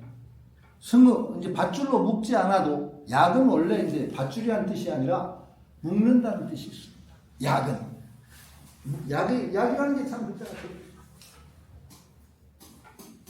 우리가 약자는 어디고 가장 많이 쓰는 데가 어디죠? 약속이죠. 사람과 사람 사이를 묶는 게 약속이랍니다. 너와 나를 맺는 거예요. 그 다음에 약에는 또 궁약이라는 뜻이 있어요. 약은 궁색하다. 궁약이라는 건 뭐냐? 사람이 꽁꽁 묶이면 엄청나게 힘들죠. 불편하고. 이렇게 묶인 상태처럼 힘든 것을 궁약이라고 합니다. 그 다음에 검약. 검약이라는 건 뭐예요? 우리가 검약한다 그러지. 네? 검약은 단속한다. 약은 그래서 또 몸 묶듯이 단속하고 조심하는 것도 약이라고 합니다. 기본적으로는 묶는다는 뜻에 나오는데 묶는 게 사람과 사람 사이를 묶으면 약속이고 꽁꽁 묶여 있으면 아주 힘든 상태가 궁약이고 검약, 단속을 하는 거. 단속을 해서 함부로 막 해프게 하지 않는 걸 검약. 하기, 묶는다, 맺는다는 뜻이 나와요. 맺는다, 묶는다. 승약이라는 건 승은 묶는 도구고 승약이 없어도 불가해. 억지로 사람을 꽁꽁 묶으려고 하면 되게 어떻게 돼요? 되게 사람 더 벗어나려고 날뛰고 그래가지고 더 안 묶이고 그래요. 진짜 진정한 잘 묶는 것은 묶는 듯 하지도 않게 묶는 거. 그거 갑자기 딴 얘기 생각이 나네. 이소부화에 뭐 사람 옷 뺏기는 얘기 나왔죠. 바람하고 태양하고. 그렇지? 바람이 막 사람 옷을 벗기려고 했더니 그냥 더 옷긴 여미는 바람에 절대 못 벗겼는데 태양이 따뜻하게 팍팍 쬐더니 지금 후떡 벗어버렸죠. 그런 것도 있듯이 그러니까 진짜 잘 묶는 것은 오히려 그 표안나게 그 속에 들어와서 자기도 모르게 묶이는 듯한 그런 것이 진짜 잘 묶는 거지 편하게 사람을 자꾸 묶으려고 하면 다 달아내려고 튀어서 오히려 안 묶인단 말이죠. 그러니까 잘 묶는다는 것은 오히려 밧줄로 묶지 않아도 풀 수가 없는 그 묶음이야말로 대단히 훌륭하단 말이죠. 이 때문에 성인은 항상 사람을 잘 구제한다. 시기로 성인은 상선구인, 고무기인. 그래서 버리는 사람이 없다. 잘 구제하면은 이게 다 참 문제가 우리가 이제 어려운 말들이 누구를 다 구제하지 못하고 언제나 또 버리는 사람이 생긴다는 것을 우리는 논리로 자꾸 내세요. 대를 위한 소의 희생은 불가피하다. 이런 식으로 말하는 건 상당히 위태롭습니다. 그런 논리를 함부로 펴는 사람들에 대해서는 여러분 경계하셔야 됩니다. 할 수 없다. 어떻게 한단 말이야? 물론 다 구할 수 없는 경우가 많아. 그러니까 어떻게 대를 위하는 건 할 수 없지만 그거 소를 희생하는 것을 당연한 것처럼 얘기하는 사람은 굉장히 위험한 사람입니다. 그래서 나는 그런 얘기 함부로 하는 사람은 그럼 네 새끼가 아니 이거 험한 말 하면 거기 희생자에 들어가면 어떡할래? 그렇게 애껴야 되는 거예요. 그래서 이윤이라는 성인 옛날에 그 탕임금을 도와서 그 천하를 통일하는 그 성인급에 들어갑니다. 이윤이라는 사람은 맹자가 얘기하는 성지 임자라고 그랬어요. 성인을 하고 독립을 나눌 때. 이거 갑자기. 이거 왜 이렇게 글씨가 보네. 성인을 네 종류로 나눴어요. 맹자는. 성인 가운데 백이숙제는 성지 청자. 성인 가운데 맑은 사람. 그 다음에 유하예 같은 사람은 성지 화자, 잘 화합한 성인. 그 다음에 이윤 같은 사람은 성지 임자. 그 다음에 맹자는 공자는 가장 위대한 걸로 꼽아서 성지 시자야. 맹자에 나오는 그 성인을 성지 청자, 성지 화자, 성지 임자, 성지 시자. 맹자가 꼽은 백이숙제는 옆에 어떤 사람이 모자만 삐뚤어 쓰고 있어도 그 옆에 안 섰대. 마치 그 삐뚤어 쓴 사람이 자기를 더럽힐 것처럼 막 떠났다는 거야. 절대로 그런 사람 옆에도 안 가. 그래서 성지 청자예요. 그러니까 이 청자니까 백이숙제가 무왕이 그 은을 정보 주임금의 폭정을 하고 혁명을 일으키려고 하니까 말렸다는 거지. 신하가 임금을 침범이 없다. 이게 백이숙제죠. 성지 청자예요. 유하예라는 사람은 거꾸로 화자야. 거꾸로. 너는 너고 나는 나다. 네가 내 옆에서 빨가벗고 춤을 추는데 네가 나를 더럽힐 수 있냐? 누구를 다스리는 백성이 아니면 누구를 섬기면 임금이 아니냐? 그래서 안 가리고 내가 하면 잘하면 되지 하면서 어디든지 나갔대. 더러운 임금이라고 내가 가서 백성 다스리면 다 백성 화자야. 그래서. 이유는 성지 임자야. 무슨 소리? 요 얘기를 하려고 한 거예요. 필부 정말 한 이름 없는 필부라도 어떤 잘못 어려운 처지에 있으면은 마치 자기가 떠밀어서 구덩이에 처박은 것처럼 가슴 아파요. 이유는 한 사람이라도 고통을 받고 있는 사람이 있으면 마치 자기가 잘못해서 그들을 어려운 처지에 밀어넣은 것처럼 가슴 아파하고 그들을 구하려고 하는 사명감에 가득 찬 성. 마지막에 공자를 가장 위대하게 보죠. 공자는 그런 데 얽매이지 않고 다 어떤 상황에 딱 맞게 하죠. 성지시자. 가장 뛰어난 분으로 그래서 공자는 다른 성인과 비교할 수 없는 말하자면 비유를 맹자는 어떻게 했느냐. 봉황과 일반 새하고 똑같은 조류라고 하더라도 봉황과 다르죠. 기린 다 길짐승 가운데 기린과 일반 짐승처럼 차이처럼 공자라는 성인은 성인 가운데서 빼어난 성지시자라. 그러니까 지금 기회가 왜 나오느냐. 잘 구하는 사람은 진짜 빠짐없이 버리는 사람 없이 다 구한다는 말은 정말 무서운 얘기가 되는 거예요. 함부로 쉽게 조금의 희생은 어쩔 수 없어 하는 그런 자세를 가진 사람은 진짜로 함부로 일 맡기면 안 됩니다. 그것을 변명으로 해서 함부로 희생자를 만드는 거예요. 그거 참 무서운 얘기입니다. 가끔가다 그런 논리를 쉽게 할 수 없이 피치 못해서 했더라도 정말로 가슴 아파하고 그 못한 것을 정말 두고두고 사죄라는 그 부끄러운 마음을 가져도 현찬을 파네. 이거 대를 위해서 할 수 없어. 소희생해. 이런 마음 가진 사람들은요 진짜 위험한 사람입니다. 이건 분명 여기서 짚고 넘어갈게요. 고목이 그 다음에 상선구물, 고무기물, 사물을 늘 잘 구하기 때문에 버리는 물건이 없다. 그러니까 그걸 뭐라고 하냐? 만물이 각각 기소야. 쉽게 얘기하면 펜을 여기다가 더 가늘게 쓸까?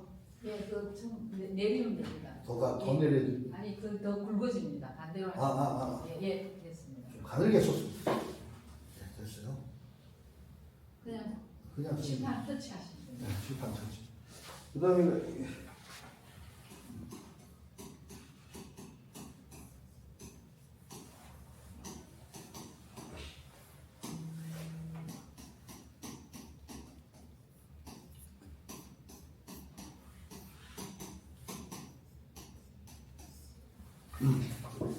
만물이 모든 것들이 각각 제자리를 찾는다.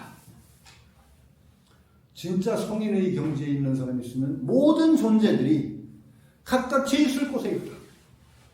기소라는 건 합당한 자리, 제 합당한 자리를 찾아서 전혀 자기 있을 자리에 있으니까 제대로 자기 역할을 하고 그렇게 만드는 것이 정말 훌륭한 성인의 정치다. 이렇게 얘기되는 면이 있어요. 기소란 말은 그 자리라는 뜻이 뭐냐? 이거 재밌어요. 기소란 이 기자는 제자리, 그냥 그 기자리, 제자리, 제 이런 뜻이 있어요. 기소가 제일 재밌게 쓰인 것은 그 정자산이 굉장히 지혜롭다는 사람인데 누가 잉어 살아있는 물고기를 선물했대. 그랬더니 이 그 관리하고 그런 사람 있잖아요. 다 그 산판과 그런 걸. 그래 이 물고기를 연못에 잘 놓아서 길러봐라. 그거 줬대. 그랬더니 그 사람이 물고기를 삶아 먹어버리고 삶아버리고 가서 정자산한테 가서 보고를 했대. 야, 처음에 맞았더니요 어리버리한 것 같더니 물속에 들어가더니 좀 있다가 아주 유유하게 헤엄을 쳐서 갑디다. 그랬더니 정자산이 뭐라고 해? 듣기소재. 그 제자리를 찾았구나. 제자리를 찾았구나. 감탄했대. 그러니까 아무리 지혜로운 사람도 이치가 있는 말로 속이면 속을 수밖에 없다. 그런 말이 이게 듣기소예요. 듣기소. 그러니까 정말로 훌륭한 통치자가 나오면요 모든 존재들이 각각 제자리를 찾는다. 이게 위대한 통치의 가장 궁극적인 이상입니다. 듣기소. 그러니까 버리는 물건이 없어 제자리를 찾아. 제자리를 찾는데 사람에게 있어서 세상도 마찬가지예요. 우선은 사람들이 제자리를 찾게 하는 정치가 좀 됐으면 좋겠어요. 왜냐하면은 그 제자리를 찾는다는 말은 그 사람의 역할이 있어요. 세상 사물들은 이태백의 시에 보면 그런 말이 있어요. 장진주사라는 거 알죠? 장진주. 송강의 장진주는 어떻게 되죠? 송강 정철이 있은 한 잔 목세 그녀 또 한 잔 목세 그녀 곧 꺾고 상을 놓고 무진 목세 그녀. 이 몸이 죽어가서 지게 위에 거적 덮어 줄이 어며거나 유소보당에 많이 뭐 이런 옥새수세 오거리고 뭐 그래서 하면 그 장갑이 휘파람 불 때 그 누가 한 잔 먹자 할고 한 잔 먹세야 그래요.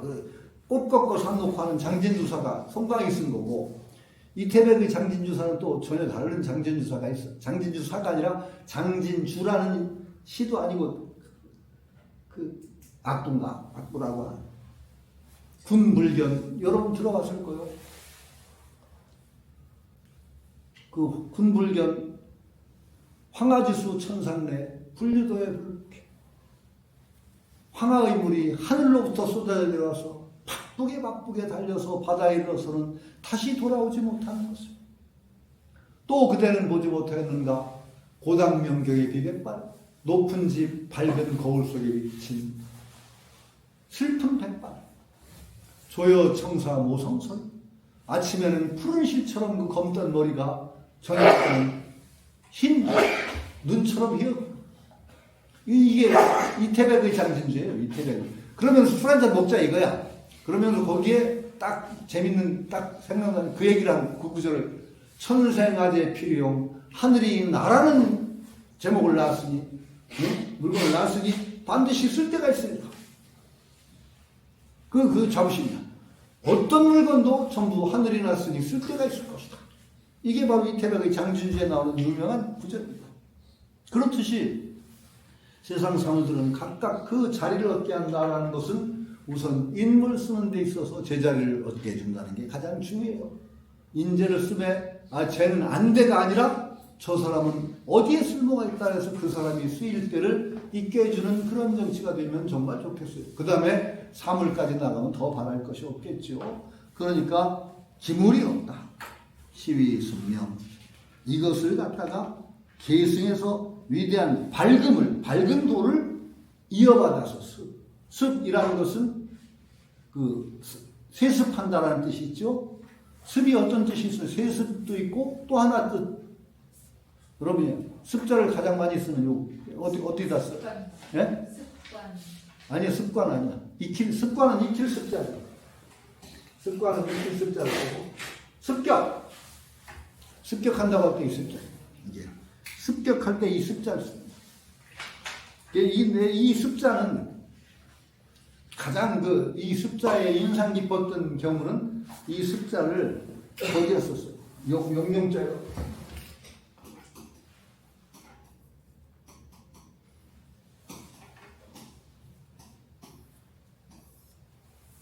수빈이라는 여자 이름이 있어요. 수빈. 홍루몽이라는 그 중국의 그 소설 아시죠? 홍루몽. 홍루몽의 유명한 이름이 가보옥이든가. 가보옥의 이름이 수빈이에요. 그리고 여자에다가 수빈이라는 호를 붙여줬어. 그럼 뭐예요? 사람을 습격한다는 뜻이에요. 이거 흉악한 이름이다. 굉장한 이쁜 여자거든. 왜 이름이 이게 붙은 줄 알아요? 수빈이라는 이름이?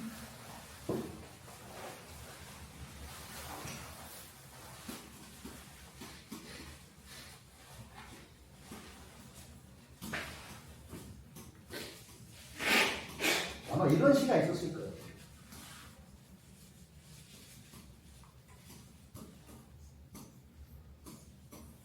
확인의 스비 꽃향기가 내 스비 왈깍 사람의 엄습한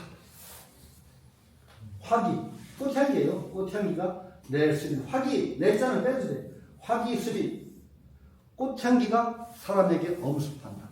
이 여자가 얼마나 기품이 있고 그런지 그 여자를 보면은 꽃향기가 왈칵 끼쳐오는 듯한 그 스비 아주 그것만 보면 엄청 멋있는데 떼어놓고 보면 되게 흉악한 사람을 습격하는 여자야. 근데 습격이 어떤 습격이냐? 향기로 습격할 엄습해. 화기스리 화기스리냐 화기스리 내 자는 빼도 돼요. 화기스리 홍루몽 읽어보면 이 수빈이라는 여성이 나옵니다. 갑자기 누구더라 이름이 갑자기 생각이 안 나네. 요즘은 왜 까불락거려요 이게. 홍루몽을 제가 홍루몽은 남자로서는 참 읽기 좀 힘든 소설이에요. 재미도 있는데 굉장히 여성스러운 어떤 분위기가 굉장히 많아요. 그래서 아주 규중의 일 그런 건 참 재밌기도 한데 꽃 지는 꽃을 아까워해가지고 애달파하면서 꽃을 모아서 꽃무덤을 만드는 대목도 있고 뭐 그래서 참 다정하고도 그런데 홍루몽은 내가 읽으면서 고생 좀 했어요. 4대 기서연을 안 들어가도 홍루몽은 굉장히 널리 읽혀진 소설이죠. 이제 4대 기서라는 게 제자서라고 하는 게 뭐죠? 삼국지 서유기, 금병매, 수호지. 다 특색이 있어요. 그런데 누가 얼마 전에 어디 갔더니 송교수가 삼국지 얘기를 막 한 게 인터넷에서 유튜브에 돌아다니대 그러더라고. 내가 어디서 했나 모르 여기서 한 거 아닌데 삼국지 얘기를 제가 막 떠드는 게 유튜브에 좀 영상으로 돌아다닌다고. 그것 좀 어디서 하는지 찾아보라고. 제가 하도 여기저기 떠들고 다니는 데가 많아서 근데 이 홍루몽은 굉장히 여성적인 섬세한 어떤 정서 같은 게 많아요. 그래서 나는 좀 읽는 데는 고생 좀 했어요. 그리고 사실은 읽는데 고생한 작품은 뭐냐? 금병매. 금병매는 젊은 때 읽기는 참 힘든 소설이에요. 하도 야한 대목이 많아서 너무 성적인 묘사가 많아서 혈기가 넘치는 때는 그걸 붙잡고 끝까지 읽기가 좀 힘든 소설이 금병매예요. 삼국지는 말하자면 정통 사관하고는 전혀 다르게 역사적인 사실을 가공해서 소설을 꾸며서 조심스럽게 읽어야 되고 참 멋있는 소설이고, 수호지는 어떤 점이 힘드냐면은 쫙 잘 나가다가 뒤끝이 허무한 얘기를 수호지 뒷얘기라고 해요. 그게 말하자면 왜 그러냐, 급시우 송강부터 해가지고 108명의 도둑 얘기거든. 양산박. 예? 도둑 얘기거든. 근데 역사를 배경으로 도둑 얘기를 썼단 말이에요. 그런데 중국 역사에 도둑이 끝까지 성공한 역사가 있었습니까? 없었습니까? 없었죠. 없었죠. 그러니까 그 도둑 얘기는 비극으로 끝날 수밖에 없습니다. 왜? 역사를 배경으로 했는데 도둑이 성공한 역사는 실제 없으니까 역사를 배경으로 안 했으면 모르는데 역사를 배경으로 했기 때문에 반드시 도둑이 몰락하는 것으로 끝날 수밖에 없습니다. 그 수호지는 쫙 나갈 때는 기세등등하게 쫙 나가. 그러다가 한 번 죽기 시작하면 왕을 다 죽게. 그래가지고 잘 나가다가 뒤끝이 싱겁고 허무한 얘기를 수호지 뒷얘기라고 합니다. 수호지 뒷얘기. 그게 이제 수호지 제가 읽어본 느낌인데, 아, 정말로 죽기 시작하니까 확 죽어. 왜? 성공시킬 수가 없어. 왜? 역사 소설인데 일종의 안 되죠. 그래서 저는 딴 얘기인데, 황석영 씨가 장길산을 쓸 때, 야, 이 뒷마무리를 어떻게 할까? 제가 걱정을 했습니다. 장길산도 도둑 얘기거든, 쉽게 얘기하면. 어느 정도는 도둑 얘기거든. 근데 황석영 씨에 대해서 참 감탄했지. 너는 좋았어요. 왜냐하면 그 언어 구사, 우리말 구사가 너무 구수하고 멋있어서, 야, 이런 양반이 있구나. 참, 그래서 우리말을 풍요롭게 하는데 엄청난 기여를 하는 분이다라고 해서 감탄하면서도, 아, 이 뒷얘기가 어떻게 끝날까? 왜? 우리나라 역사에도 도둑이 성공한 일이 없거든. 홍길동전은 차라리 나서, 왜냐면 도사물이기 때문에 딴 데 가서 도술 부려서 건설하면 돼. 장길산 얘기는 도사도 안 나오거든. 그럼 어떻게 할 거냐? 그래서 정말 그 마무리 하느라고 참 고생한 것 같아요, 황석영 씨가. 그래서 사대기서가 갑자기 나오는데, 어쨌든 간에 홍루몽 얘기가 나오는데, 바로 스빈이 홍루몽에 등장하는, 한번 찾아보세요. 스빈, 홍루몽 스빈. 금방 요새는 뭐 지식이, 요런 꼬틀만 있으면 금방 찾아내. 홍루몽 스빈. 공기물, 시기순명, 밝은 진리를 이어받는다고 얘기하는 것이다. 고 선인자 불선인지 사요. 그런 까닭에 훌륭한 착한 선한 사람은 선하지 못한 사람이 스승이고, 불선인자 선하지 못한 자는 선한 사람의 일꾼이다 라고 하는데, 여기 참 일꾼이라는 말도 있고, 성인 유교도 사위선, 그러니까 성인의 원래 의미는, 요 일꾼이라고 하는 표현은 요거 특이한 하상공주입니다. 원래는 불선인은 선인이 훌륭한 사람이 나오는 바탕이다. 자, 이렇게 되죠. 불선인이 있기 때문에 선인이 제대로 선인 역할을 하고, 불선인이 없으면 선인도 설 데가 없어. 그런 의미로 많이 쓰이는데, 여기서는 일꾼이다라고 충분히 부릴 만한 그런 사람이다. 이런 식으로 토기하게 쓴 겁니다. 그러니까 오히려 이것도 주가 의미 있는 게, 선인은 뭐 때문에 있는 거예요? 선인이 혼자 선인들끼리만 살려면 선인 값도 없어. 그런데 불선인이 오히려 있기 때문에 선인의 의미가 드러나고, 그런다는 의미에서 선인이 부릴 수 있는 훌륭한 일꾼이 된다. 그러니까 불귀기사, 스승을 귀하게 여기지 않고 불의 기자, 불의한 이들을 아끼지 않는다면 이건 정말로 개판이 대상이다. 이거 들으니까 이거 전혀 딴 얘기가 들어요. 딴 생각이 들어요. 원래 세상은 불공평합니다. 맹자 얘기 중에 이게 뭐냐면은, 노심자와 노력자를 얘기하다. 노심자, 노력자. 맹자는 그래서 이제 약간 계급주의자적인 마음을 쓰는 사람과 힘을 쓰는 사람이 구별이 돼요. 그래서 노심자가 윗자리에 서서 노력자를 부려야 돼. 이게 기본 사회 구조래요, 맹자 생각하는. 맞나요? 맞습니다. 맞을 겁니다. 그런데 문제는 그래서 사회가 뛰어난 지도자 밑에 그 밑에 부려지는 사람, 그 지도자의 를 따르는 사람들이 쫙 포진을 할 때 사회가 안정적이 된다는 것도 틀림없어요. 그런데 여기서 말하자면 계급의식이 생기면 이게 좀 문제가 돼요. 이게 내가 원래 잘났다. 그러니까 저들은 나보다 열등하다. 이렇게 의식이 굳어질 때 얼마나 문제가 생기느냐. 큰일이 나요. 그래가지고 이게 굳어지면서 정말 많은 문제가 생기고 결국은 우리가 민주라는 걸 지향하게 된 근본적인 이유가 그런 계급 구조가 고착화될 때 상당히 문제가 생깁니다. 착취가 일어나요. 착취가. 나는 원래 수승한 존재이기 때문에 열등한 존재들이 봉사해야지.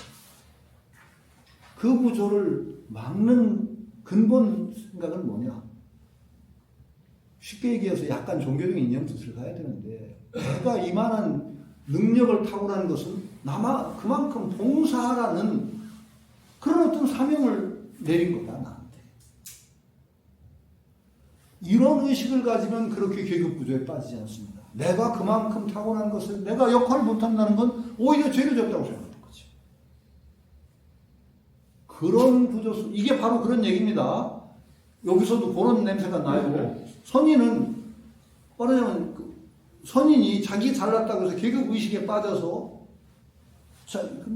불선인을 함부로 대하고 깔보고 하는 구조에 들어가면 안 된다는 거죠. 귀하게 여기고 아껴야 된다는 거죠. 내가 능력을 세상에서 우연스럽게 내가 좀 능력 잘 타고났다고 해서 그것을 내가 계급적으로 신분적으로 뛰어나다고 생각하는 그런 착각에 빠지면 어떻게 되나요? 그거 아니죠. 정말 그 큰 우주에서 보면 이게 정말 묘창의 일속이라고 했어요.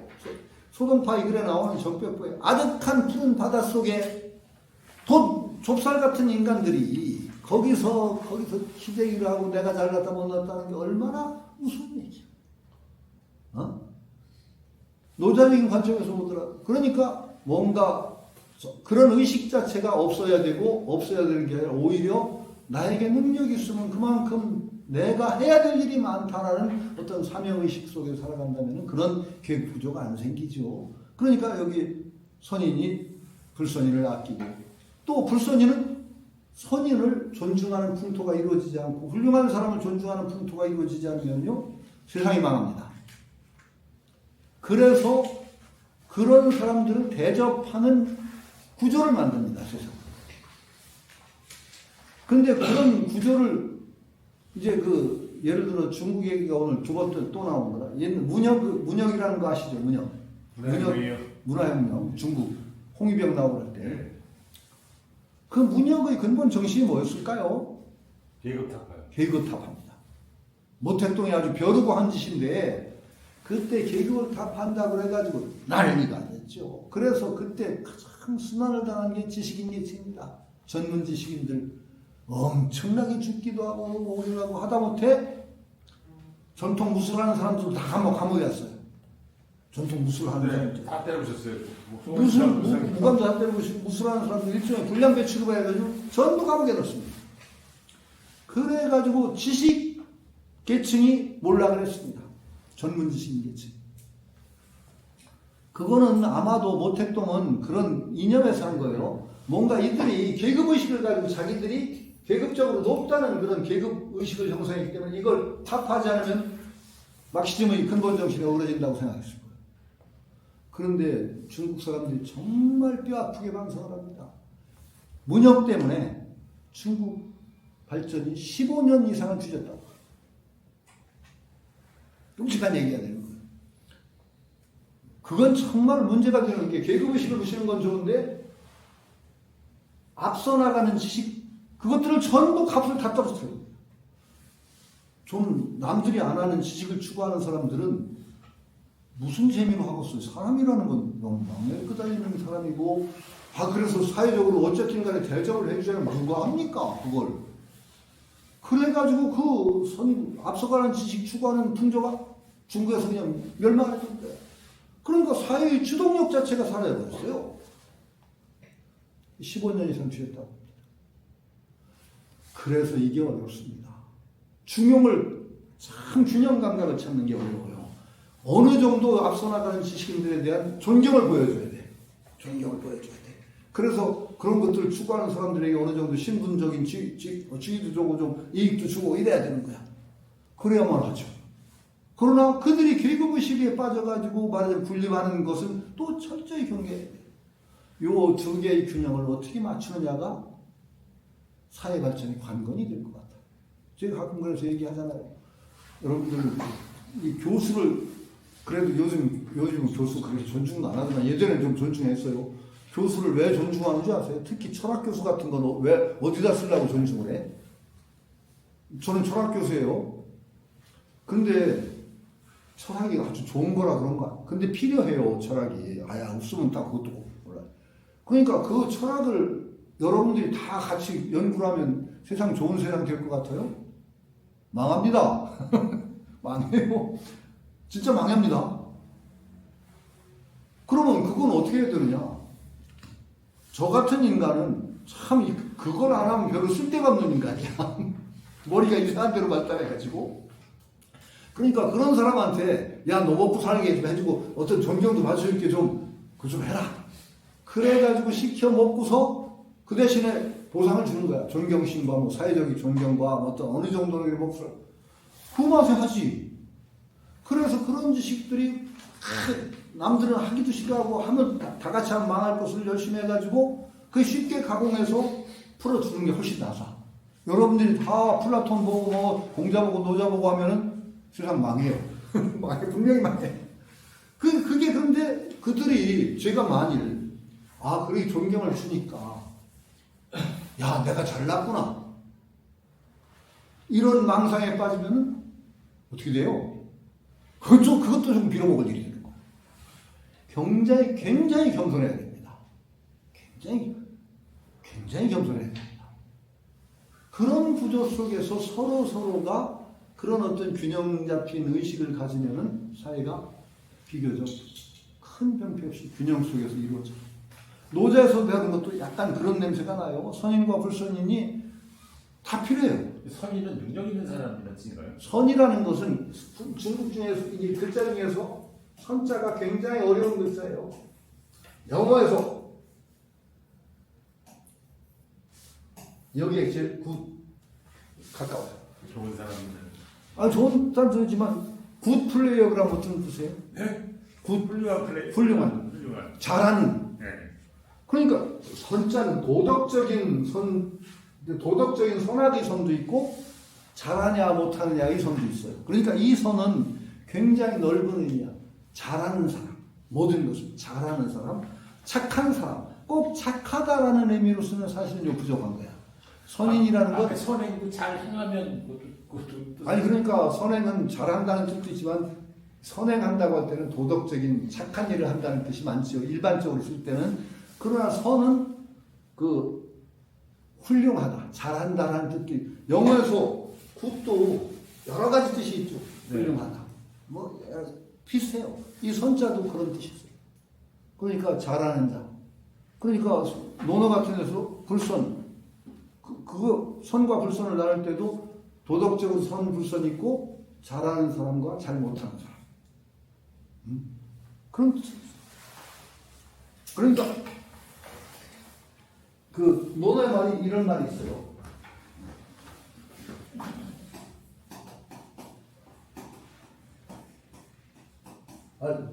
이 글씨가 오늘 이상하게 삐뚤삐뚤해.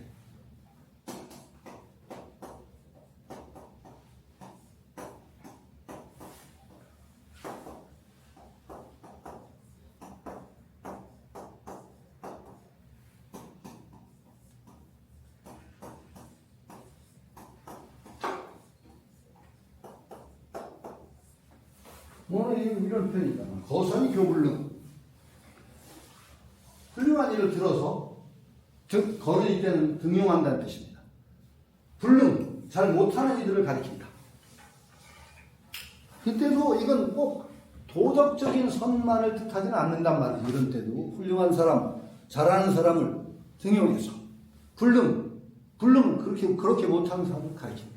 그러니까 도덕적으로 불능한 사람도 들어가지만 여기서는 좀 더 넓은 의미가 되죠. 그래서 여기서도 선자도 약간 넓은 의미로 봐야 돼요. 도덕적인 것만 얘기하는 건 아니란 말이죠. 그러니까 그렇게 되면은 어떤 계급의식에 빠져서 훌륭한 지식 가진 훌륭한 사람들을 존경하지 않는 사회, 그 다음에 좀 능력을 가진 사람이 가지지 못한 사람을 깔보고 그런 사회 안 된다는 거죠. 그래서 수지됨이 아무리 지혜로울지라도 됨이 크게 잘못된 길로 가는 것이다. 수지됨이. 미라는 건 길을 잃는다는 뜻이에요. 잘못된다. 미혹, 잘못된 시위, 요묘. 이것이 바로 요묘. 아주 종교로운 오묘한 것, 핵심이다. 이게 도의 핵심이 바로 여기에 있다. 이게 통치술로 들어가. 이렇게 되면은 노자 요런 대목은요, 단순히 도를 얘기하는 것이 아니라 이 대목은요, 굉장히 진하게 세상을 다스리는 도입니다. 노자의 사상은 이런 게 굉장히 강해요. 장자에는 이런 얘기 못 찾습니다. 노장이라고 해서 같이 이어지는 것 같아도 장자는 굉장히 훨씬 더 관념적인 정신적인 대자유 그 영역을 논하지. 이 얘기 쭉 들어보면요, 거의 우리 정치 도리에 가까워요. 노자의 사상은 그래서 굉장히 통치술 그런 냄새가 굉장히 강하게 나고, 나중에 이 노자의 사상으로 정치에 응용하려고 하는 시도들이 일어날 수 있는 것도 바로 이런 대목들이에요.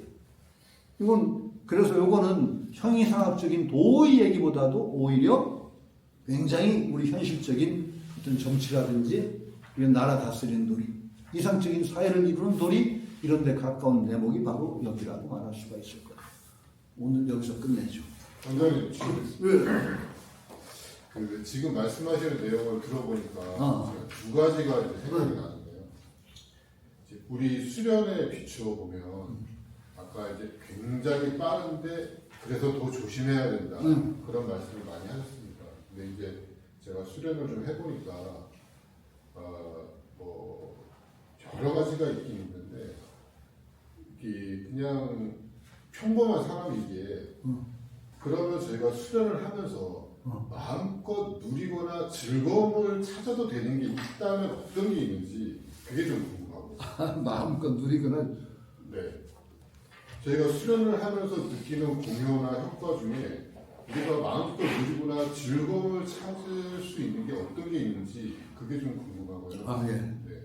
하나는 아까 말씀하실 때 수련할 적에 몰입과 깨어있음이 항상 같이 있어야 된다고 했는데 제가 사실 이 부분에 대해서 의문을 많이 평상시에 품었다가 얼마 전에 제 나름대로 결론을 내린 게 그러니까 어떤 개와 정을 통해서 회로 간다고만 저는 생각을 했는데 갑자기 또 원장님 말씀이 몰입과 깨어있음을 같이 해야 된다고 그러시니까 제가 몰입을 저 같은 사람이 느끼기엔 저는 몰입을 어떻게 느꼈냐 그러면은 그냥 주문 외우듯이 하는 그런 몰입에서 혼침까지 가는 그런 걸 좀 이렇게 타파해서 이렇게 좀 뭐라 해야 되나 자꾸 이렇게 애를 쓰는 그런 느낌으로만 해석했는데 지금 원장님이 말씀하시는 걸 들어보면은 내가 생각한 게 좀 잘못됐나? 애쓰는 거 좀 조심해야 돼요. 네, 그래서 그런 부분이 좀 지금 왜냐면은 첫 번째 마음껏 누릴 수 있는 건 원래 없어요. 세상에. 네. 그 무슨 도에도 마음껏 누릴 수 있는 건 없어요. 왜냐하면 원칙이 그것이 반동으로서 더 큰 장애를 주지 않는 선에서 언제나 누리는 거지 네. 어떤 도에도 마음대로 누리는 건 없습니다. 굉장히 언제나 조심스럽죠. 제 즐거움을 느낄 수 있으면 더 좋죠. 그런데 그런데 가지고 잘할 수 있지 잘할 수 있죠. 않을까. 그런데 네.